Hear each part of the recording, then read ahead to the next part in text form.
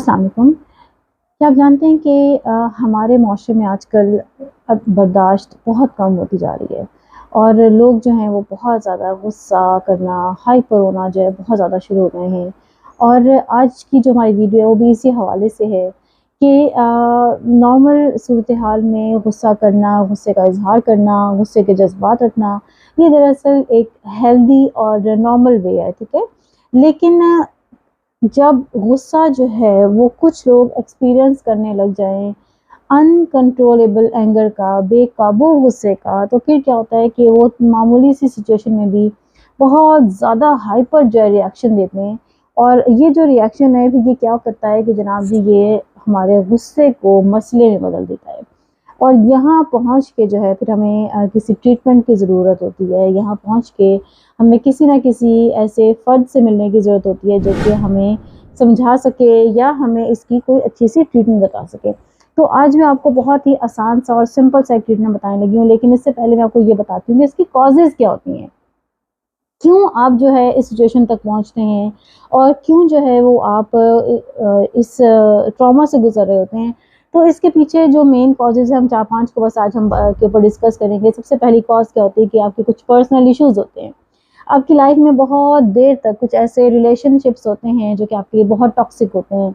आपका हो सकता है कि आपके ऑफ़िस में कोई ऐसे ताल्लुकात हों, हो सकता है आपके घर के अंदर कुछ ऐसे रिश्तेदार हों, आपको कोई भी ऐसा फ़र्द हो सकता है या आपकी ज़िंदगी की कोई भी ऐसी प्रॉब्लम हो सकती है जो कि बहुत देर तक आपको एक टॉक्सिक माहौल में रखे, एक ज़हरीले माहौल में रखे, जिसकी वजह से जो है वो आप आहिस्ता-आहिस्ता बेकाबू गुस्से की तरफ चले जाएँ। फिर दूसरी बात क्या होती है जनाब जी कि आपका पर्सनल इश्यूज़ के अलावा कभी-कभी क्या होता है कि आपको ये जो प्रॉब्लम्स हैं ये आपकी अपनी पैदा करदा नहीं होती बल्कि किसी दूसरे की वजह से जो है वो आप किसी अनकंट्रोलेबल गुस्से का शिकार हो रहे होते हैं।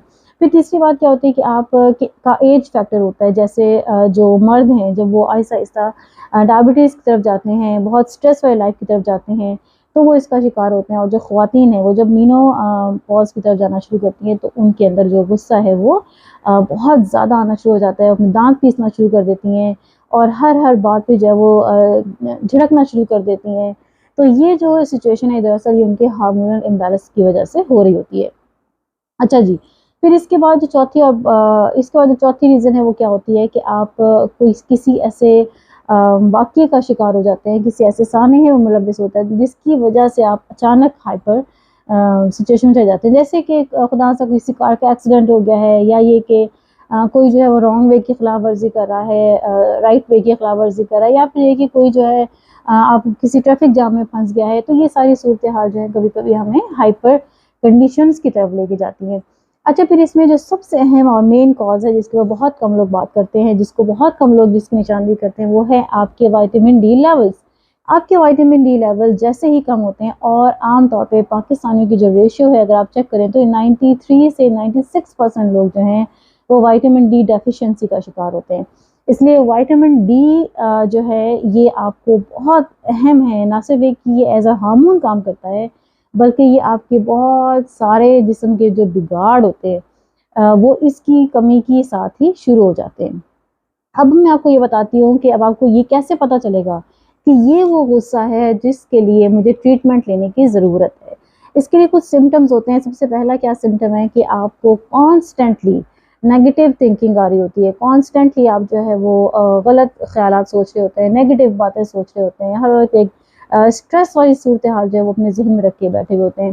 फिर इसी तरह दूसरी क्या चीज़ होती है आपके इर्द-गिर्द के रिलेशनशिप्स हैं, जो आपके रिश्तेदार हैं या ये कि जो आपकी सोशल लाइफ़ है वो इसकी वजह से उसके ऊपर असर पड़ रहा होता है, वो रिश्ते आपके ख़राब हो रहे होते हैं। आप एकदम बहुत ज़्यादा हाइपर हो जाते हैं, बहुत ज़्यादा चीखते हैं, चिल्लाते हैं और इसकी वजह से आपके जो रिश्तेदार हैं या आपके जो सोशल लाइफ़ है वो बहुत ज़्यादा इससे नेगेटिविटी का शिकार होना शुरू हो जाती है। और गुस्से में क्या होता है कि जनाब जी हम अपने आप को जो है वो नुकसान पहुँचाना शुरू कर देते हैं या अपनी चीज़ों को नुकसान पहुँचाना शुरू कर देते हैं। आप देखेंगे कुछ लोगों के ज़हन में जो है खुदा-न-खास्ता खुदकुशी का ख़्याल आना शुरू हो जाता है या रिलेशन को तोड़ने के ख़्यालात आना शुरू हो जाते हैं। या फिर जनाब जी क्या होता है कि उनके पास उनके हाथ में कोई भी चीज़ है तो वो उठा के ज़ोर से ज़मीन पे मारते हैं, कोई भी चीज़ है उसको तोड़-फोड़ शुरू कर देते हैं। कुछ लोग अपने बालों को खींचते हैं, अपने आप को भी मारते हैं। तो ये सारी की सारी चीज़ें इस बात को शो करवाती हैं कि आप बॉर्डरलाइन पर्सनैलिटी डिसऑर्डर की तरफ चले गए हैं। और ये वो सिचुएशन है जिसमें अब आपके काबू में गुस्सा नहीं रहा, बल्कि आप गुस्से के काबू में चले गए हैं। और अगर अब आपने ट्रीटमेंट ना की तो आप आगे चल के अपने आप को भी नुकसान दे सकते हैं, किसी मेंटली ट्रॉमा से गुजर सकते हैं, किसी भी आप नफ्सियाती या ज़हनी मसाइल से गुजर सकते हैं। तो इससे पहले कि आप इतनी ख़राब सिचुएशन से गुजरें, मैं आपको इसका सिंपल सा ट्रीटमेंट बताती हूँ। इसका सिंपल सा ट्रीटमेंट क्या है? नंबर 1 कि आपने अपने विटामिन डी लेवल्स चेक करवाने हैं। अगर आप ये टेस्ट नहीं करवा सकते, आपके पहुँच से बाहर है, तो आप सिंपली विटामिन डी का इंटेक स्टार्ट कर दें, विटामिन डी लेना शुरू कर दें। विटामिन डी जो है ये आम विटामिन डी ना लें, बल्कि आप कोशिश करें जिस विटामिन डी के आगे कोलिकल्सिफ्लॉर जो है ये लिखा हुआ हो, आप उसी विटामिन डी को बाय करें। वही आपके लिए फ़ायदेमंद है और वही आपके लिए काम करेगा। अच्छा, दूसरी जो चीज़ है वो क्या है? वो है हमारी जड़ी बूटी। आमतौर पे अफ्रीकन और इंडिया से आती है और इस जड़ी बूटी का जो नाम है वो अश्वगंधा। ये हर ज़ुबान में आप नॉर्मली जो इसको जाना पहचाना माना जाता है वो अश्वगंधा के नाम से ही जाना जाता है। ये आपकी स्ट्रेस रिलीफ हर्ब है और इस हर्ब को 500 mg रोज़ाना लेना अच्छा है। अगर आप किसी बहुत ऐसे ट्रॉमा से गुज़र रहे हैं, अगर आप रोज़ाना की ऐसी सिचुएशन से गुज़र रहे हैं, तो इसको रोज़ 1 दफ़ा लेना अच्छा है, लेकिन इसको आप 3 महीने से ज़्यादा कंटिन्यू ना कीजिएगा। सेकंड क्या कि अगर आप ऑन एंड ऑफ गुस्से का शिकार होते हैं, रोज़ाना नहीं होते, तो क्या करें कि जिस दिन आपको लगे कि आज मुझे बहुत गुस्सा आ गया, आज मैं बहुत हाइपर हो रहा हूँ, या आज मैं बहुत बेबाक बच्चों से भी लड़ रहा हूँ, बीवी से भी लड़ रहा हूँ, लोगों से भी लड़ रहा हूँ, उस दिन जो है आप एक अश्वगंधा की टैबलेट ले लें। जिस दिन आपको लगे कि सब कुछ ठीक है और हर तरफ जो है अमन ही अमन है, तो तब आपको अश्वगंधा जो है वो लेने की ज़रूरत नहीं है। और ये जो अश्वगंधा है इसका कोई वो नहीं है कि आप किस कंपनी का लें, किसका ना लें, किसी भी आप अच्छी कंपनी का ले सकते हैं। पाकिस्तान में बहुत सारी कंपनीज़ हैं जो कि अश्वगंधा जो है बना रही हैं। न्यूट्रीफैक्टर है, हर्बियोटिक्स है, फिर हर्बियन एक कंपनी है, फिर इसी तरह जो मैं यूज़ करती हूँ, मैं नेचुरल फैक्टर्स का यूज़ करती हूँ। और आमतौर पे देखें, अगर आप देखें, ये देखिए अश्वगंधा के नाम से है और इसके नीचे ही उन्होंने लिखा होता है कि ये स्ट्रेस मैनेजमेंट के लिए है। तो ये किसी भी आप अच्छी कंपनी का यूज़ कर सकते हैं। ये आपने बस ख़्याल करना है कि इसकी डोज़ क्या होनी चाहिए और आपने इसको कितना लेना है। ये एक बोनस टिप मैं आपको देने की यहाँ पे ज़रूर करूँगी कि हमेशा अगर आपकी डाइट में शुगर और कार्ब्स ज़्यादा हो गई है, तो ये भी आपको इन्फ्लेमेशंस की तरफ लेके जाते हैं और ये भी आपको बहुत ज़्यादा हेल्थ इश्यूज़ दे सकते हैं।